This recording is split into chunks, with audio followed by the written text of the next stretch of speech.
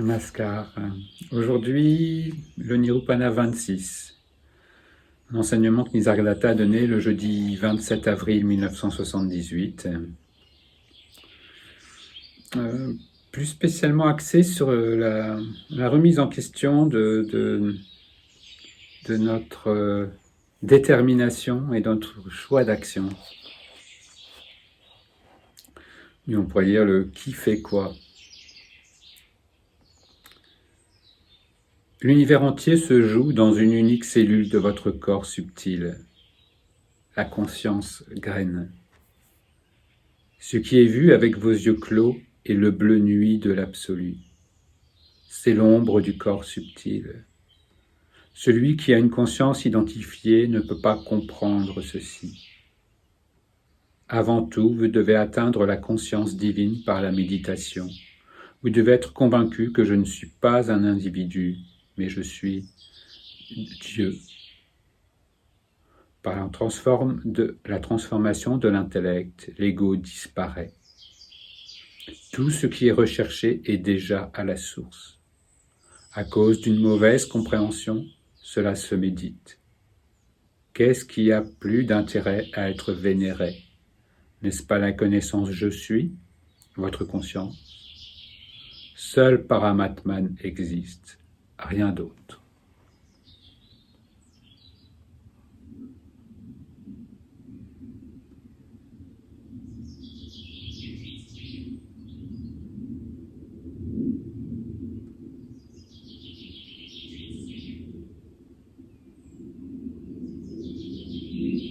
L'invitation toujours à changer de regard, de changer de point de vue. Cela peut sembler très, on pourrait dire, ésotérique si nous restons dans une conscience identifiée d'un être qui vit dans un monde séparé et où la faculté de conscience est quelque chose qui émerge dans certaines formes, on pourrait dire, certains êtres, et plus que d'autres, avec des capacités différentes, voilà, et qui en fait apparaît au bout d'un long processus. Ça, c'est la vision matérialiste du monde. Nisargadatta nous invite à une bascule complète et à voir que c'est dans cette conscience, dans cette présence, que tout apparaît. Voir véritablement la conscience comme une matrice de création, et qui va permettre non pas de créer des objets même séparés d'elle-même, mais on pourrait dire par sa mise en mouvement. C'est dans une vision, si on veut se rapporter par exemple à une vision shivaïte de cela, eh bien c'est la danse de Shakti. C'est ce mouvement, c'est cette mise en mouvement qui va créer la manifestation. Mais en fait, ultimement, Shiva et Shakti ne sont absolument pas séparés.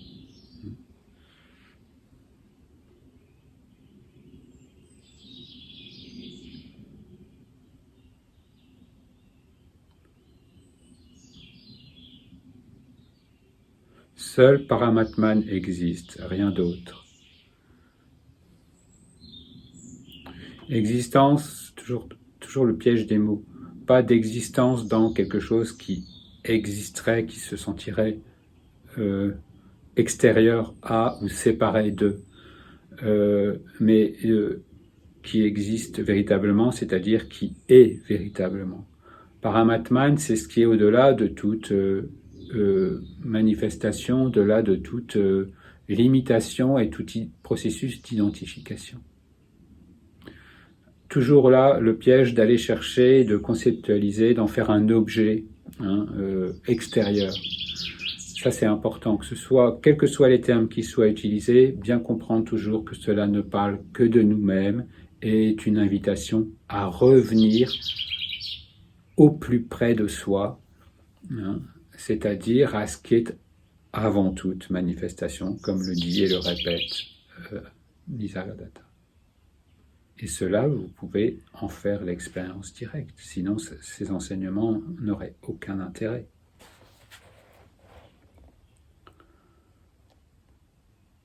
Ce qui est appelé la naissance est véritablement la naissance des trois gunas. Les trois gunas, dans cette tradition, ce sont les qualités de manifestation. Et ensuite, qui vont gérer, qu'on va retrouver, en quelque sorte, dans, pour dire, tous les mécanismes de manifestation et chez l'être humain aussi encore, dans ces attitudes. Voilà, c'est les trois grandes qualités de manifestation. Le cœur des gunas est sans dualité. Autant ces gunas peuvent être vus comme des principes qui peuvent même presque s'opposer. On va avoir par exemple, sattva, qui est ce principe de clarté, de luminosité, de conscience. Et vous allez avoir, par exemple, tamas, qui est un principe d'inertie, de résistance, d'obscurité. Eh bien, voilà. Mais en fait, de voir que c'est toujours ces principes de cette même seule et unique manifestation de la conscience. Ça, c'est important. Sinon, on reste toujours dans une vision duelle, d'opposition, de séparation d'avec nous-mêmes.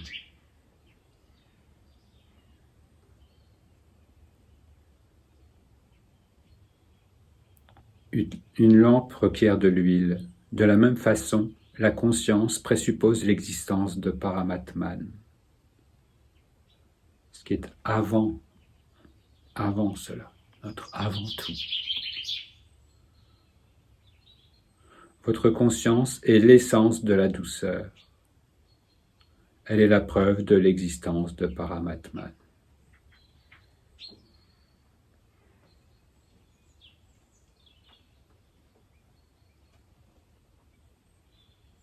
Une fois revenu à cet aspect de nous-mêmes essentiel, d'être conscient, mais plus que d'être conscient, d'être conscience, eh bien Nisargadatta nous invite à franchir ce pas, de revenir vraiment, de pressentir, puisqu'il ne s'agit pas de quelque chose de perceptible, mais de pressentir notre avant-tout, notre absolu, notre Parabrahman, notre Paraatman. C'est vraiment cela, c'est revenir à la source de nous-mêmes, qui n'est pas une source individuelle, qui n'est pas une source que nous pourrions nous approprier, et auquel nous pourrions donner un nom et mettre une clôture en disant c'est ma source. Bien sûr que non. C'est une source à laquelle nous ne pouvons accéder que en mourant à toutes nos prétentions, à toutes nos identifications, à toutes nos revendications. Que pouvez-vous faire par vous-même? Pouvez-vous dormir? Pouvez-vous vous réveiller? Pouvez-vous déféquer ou uriner? Alors, que vaut la fierté de se prendre pour l'acteur? Voir tous ces mécanismes, voir qu'à chaque fois que nous disons « je fais ceci, je fais cela » ou « je pense que » ou « je ressens ceci », voir quelle main nous avons véritablement sur cela. Et même quand nous décidons « je veux faire ça », je vais réussir à faire ça, ou ça va être mon objectif. À qui ça appartient tout ça? À qui ça appartient? Alors quand nous nous identifions au personnage, évidemment, nous nous approprions cela, nous voyons des facultés, des qualités personnelles et des choses qui vont soit nous faciliter ou au contraire être des obstacles. Mais en fait, si nous revenons à cette place de présence consciente, bien nous voyons que tout ça ne fait que jaillir, que se produire, se manifester, se déployer pour à un moment donné se résorber et disparaître. Oui, mais en quoi? Eh bien revenir ici, revenir à chaque fois. Si nous pouvons suivre la mort d'une sensation, si nous pouvons suivre la mort d'une perception, si nous pouvons suivre la vie et la mort d'une émotion, où est-ce qu'elle nous ramène? À ce que nous cherchons, à ce que nous semblons avoir oublié, à nous-mêmes.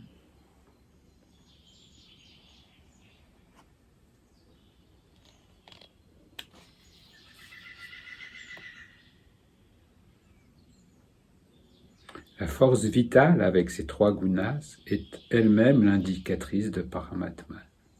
Voilà. C'est ce que ça veut dire.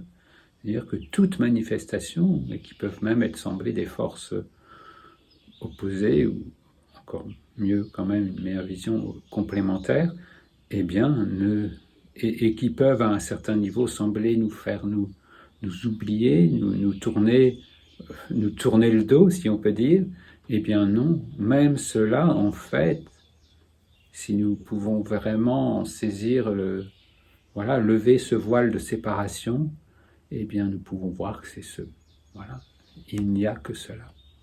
Et qu'en fait, ce qui semblait nous séparer, nous faire nous oublier, est en fait, ne sont que de constants pointeurs vers nous-mêmes. À cause de Maya, chaque jiva, c'est-à-dire vraiment cet aspect de la conscience identifiée, séparée, pense qu'il est responsable de ses actions dans le monde.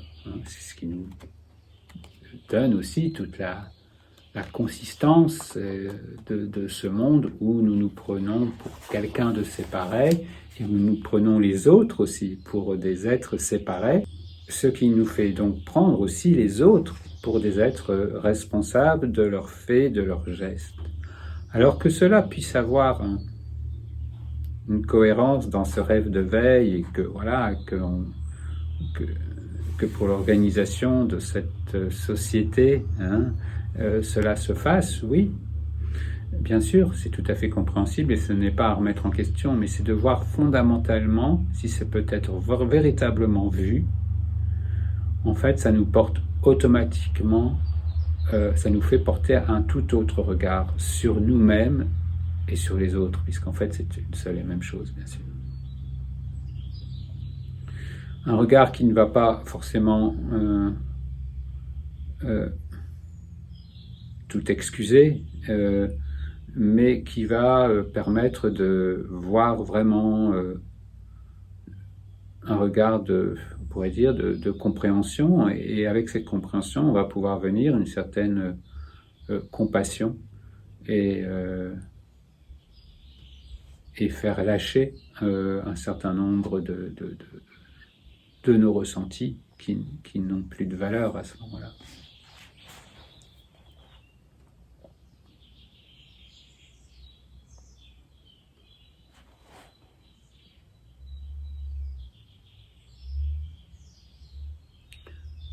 L'enfance et la jeunesse sont venus et sont partis. Qu'est-ce qui reste de cela en tant que vous? Est-ce que votre propre compagnie durera indéfiniment? La raison de cette situation est Maya. Quand à travers votre propre expérience, vous avez la preuve que le concept « je suis le corps » est faux, vous connaîtrez la nature de Paramatman. Voilà, Maya, c'est, on pourrait dire, l'illusion primordiale. C'est ce qui se voile du monde de la connaissance qui, en fait, nous fait ressentir cette séparation et nous fait voir toute chose, tout être comme séparé de nous-mêmes.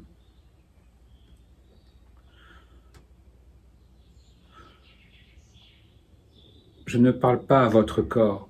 D'ailleurs, vous ne devriez pas non plus parler en tant que corps. Laissez le corps être. Veillez sur lui. Point important, ça ne veut pas dire négliger, ça ne veut pas dire avoir une attitude de rejet, de refus. Hein, c'est très subtil là, et des fois on peut avoir ce genre de biais qui se glisse là, et c'est vraiment à voir. Et en même temps, ça ne veut pas dire que nous devons nous identifier à ce corps. On peut très facilement prendre aujourd'hui l'exemple d'un véhicule. Le corps comme véhicule, eh bien, ça n'est pas parce que votre voiture, votre véhicule, que ce soit un vélo, que ce soit, peu importe, n'est pas vous, que vous n'allez pas l'entretenir ou en prendre soin. Alors, chacun de façon différente, mais au minimum, pour une fonctionnalité.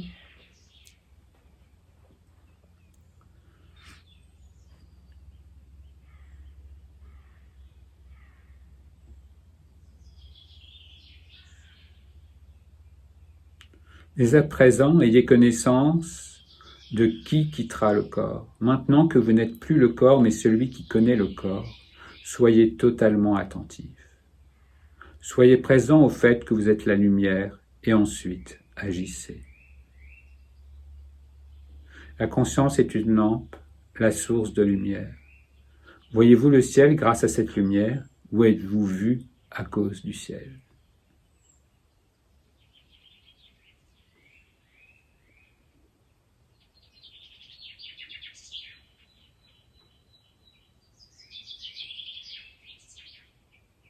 Reconnaître notre véritable identité, première étape, on pourrait dire ce qu'on appelle souvent un peu un éveil, voilà. Peut-être d'une manière ponctuelle, mais des fois très forte, qui va changer tout un processus. Et ensuite, la réalisation de cette identité, c'est-à-dire de pouvoir ensuite agir, se manifester, non plus sous le voile de cette Maya, mais libre du voile de cette Maya, et donc, voilà, avec ce regard, une vision, on pourrait dire, unitive, hein, mais qui, en fait, n'unit rien, qui constate cette unité.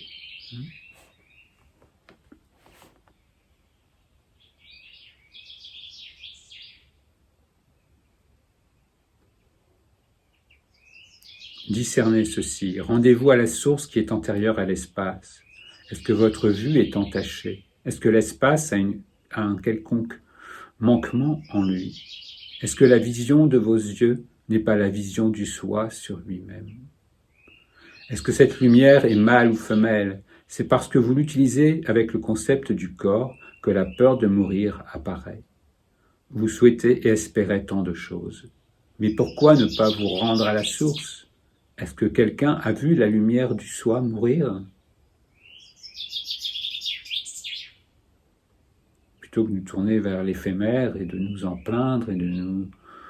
Voilà, de nous en plaindre et de manifester peur et autres émotions, eh bien, tournons-nous simplement vers cet aspect de nous-mêmes intemporel.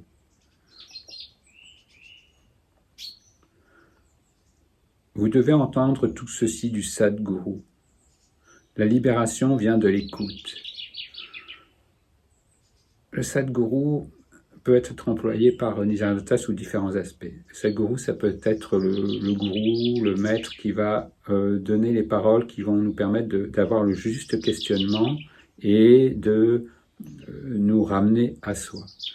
Mais le Sadhguru, ça peut être aussi vraiment ce qu'on appelle le gourou intérieur, c'est-à-dire vraiment cet appel de soi en soi qui est écouté. Donc c'est écouter un peu ce qu'on pourrait dire de cette petite voix intérieure qui nous appelle et qui nous amène à dire bon là, voilà, réveille-toi de ce rêve, réveille-toi de cette illusion voilà, qui t'a fait oublier suffisamment longtemps qui tu es véritablement.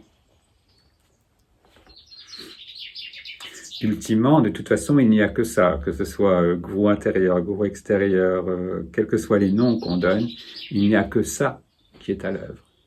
Hein, il n'y a que notre propre soi qui est à l'œuvre.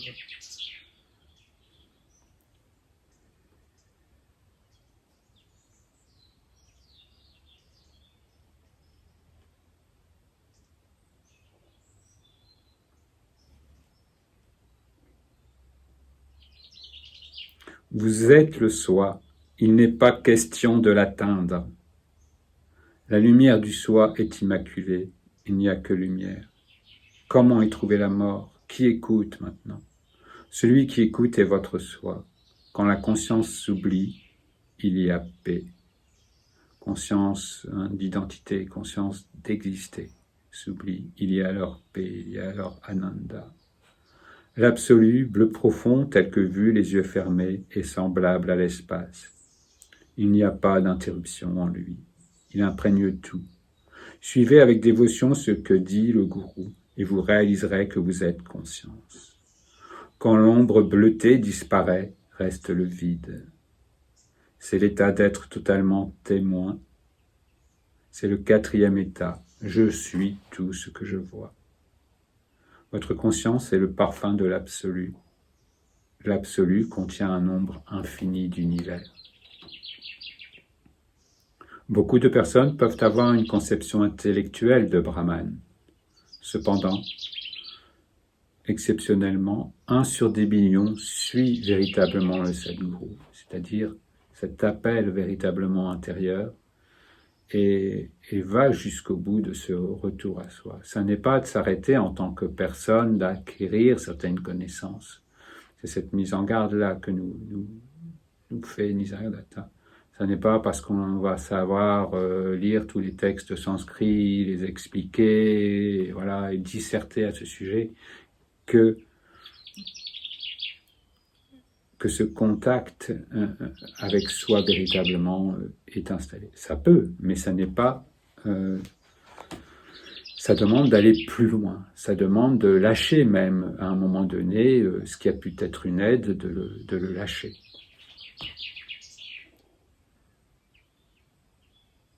Vous avez commis une grande faute en vous appelant le corps. Alors cet absolu devient pour vous la fameuse mort dans vos derniers instants. Qui d'autre est là que lui au moment de la mort? Prenez votre décision, faites votre choix. Ne dépendez pas de l'avis des autres. Vous devez vénérer cette connaissance qui arrive par l'écoute et la parole du goût. Vous verrez une multitude d'univers se jouant dans votre conscience. Il n'y a pas d'autre déité derrière la connaissance du soi. Il n'y a pas de plus grand malheur que de ne pas le réaliser.